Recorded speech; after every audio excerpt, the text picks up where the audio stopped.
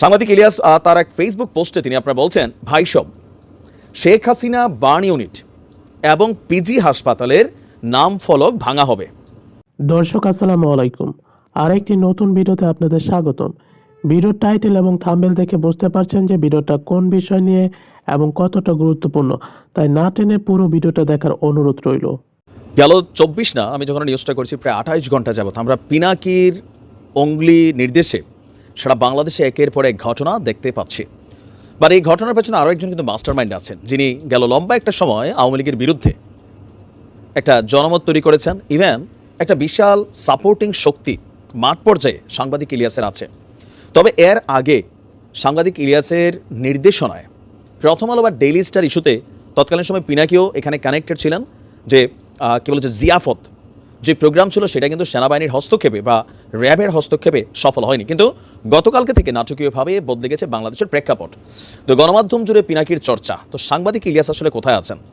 অবশেষে সাংবাদিক ইলিয়াসও এবার দুইটা নির্দেশনা দিয়েছেন। এই দুই নির্দেশনা আমি জানি না যে অলরেডি বাস্তবায়ন হয়েছে আমি যখন ভিডিওটা রেকর্ড করছি, নাকি হওয়ার পথে অথবা হয়ে যাবে 100%, কারণ একটা ঝড় তো উঠছে। একদিকে সাংবাদিক ডক্টর পিনাকি ভট্টাচার্য তিনি বলছেন 48 ঘন্টা সময় সরকারকে। গতকালকে থেকে আমরা রাত থেকে আজকে পর্যন্ত যা করছে সারা বাংলাদেশে শেখ মুজিবের মোরাল বা নাম যা আছে সব কিছু উচ্ছেদ করা হয়েছে। এবার বাকি সম্ভবত কিছু জিনিস আছে যেগুলোর জন্য নির্দেশনা দিয়েছেন সাংবাদিক ইলিয়াস।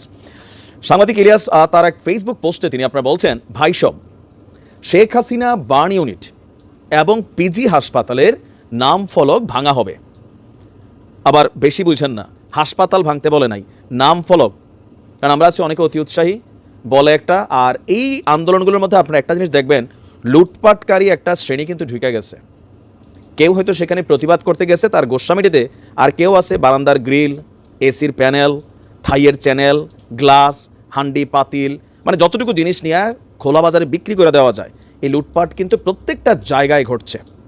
ভাঙচুরের পাশাপাশি প্রতিটা বাড়িতে লুটপাটের ঘটনা ঘটছে, আর এটাতে জনস্রোতে একদল সুবিধাভোগী কিন্তু মিশে গেছে, এটা অস্বীকার করার সুযোগ নেই।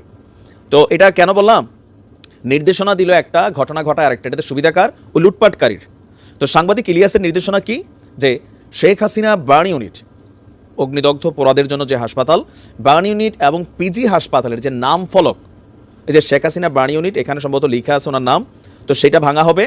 আর পাশাপাশি পিজি হাসপাতালের নাম ফলকটাও ভাঙা হবে। সবাই প্রস্তুতি নিন, সবাইকে তিনি প্রস্তুতির আহ্বান জানিয়েছেন এবং আশেপাশেই অবস্থান করুন।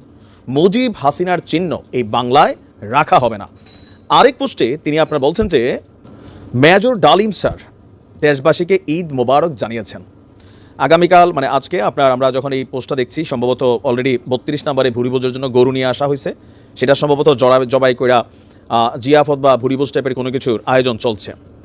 সম্ভবত মেজর ডালিমের এই ঈদ মোবারক আমরা আজকে বিকালে ধানমন্ডিতে শুনতে পেয়েছি গণহারে একে অন্যকে ঈদ মোবারক বলছিলেন। আবার গতকালকে লাইভেও সাংবাদিক ইলিয়াস, পিনাকি, তারপর হচ্ছেন কনক সারওয়ার একে অন্যকে ঈদ মোবারক বলছিলেন। তার মানে ঈদ মোবারক ইস্যুটা মেজর ডালিম 1975 সালে তিনি যেই কাজ করেছেন, আর আজকের দিনে আইসা বাকি যেই কাজটা ছিল সেটাও পেছন থেকে মেটিকুলাস প্ল্যান হোক অথবা তিনার স্বপ্ন হোক, এটা কিন্তু আজকে পূর্ণ হয়েছে। এখন এগুলোর থেকে আসলে ভবিষ্যতে কি হবে না হবে, বাংলাদেশে আমরা যারা আছি এগুলাই দেখছি, হয়তো আর অনেক কিছু দেখব, সময় বলে দিবে। ভালো থাকুন। সম্মানিত দর্শক, সম্পূর্ণ ভিডিওটি দেখার জন্য আপনাকে অসংখ্য ধন্যবাদ। ভিডিওটি ভালো লাগলে একটি লাইক দিয়ে আপনার বন্ধুর সাথে শেয়ার করতে পারেন। সেই সাথে আপনার গুরুত্বপূর্ণ মতামত জানিয়ে দিতে পারেন আমাদের কমেন্ট বক্সে। আপনি যদি এই চ্যানেল নতুন হয়ে থাকেন তাহলে চ্যানেলটাকে সাবস্ক্রাইব করে রাখতে পারেন এরকম আরও নতুন নতুন ভিডিও পাওয়ার জন্য। এখনকার জন্য বিদায় নিচ্ছি, কথা হবে অন্য ভিডিওতে। ততক্ষণ পর্যন্ত ভালো থাকবেন। আল্লাহ হাফেজ।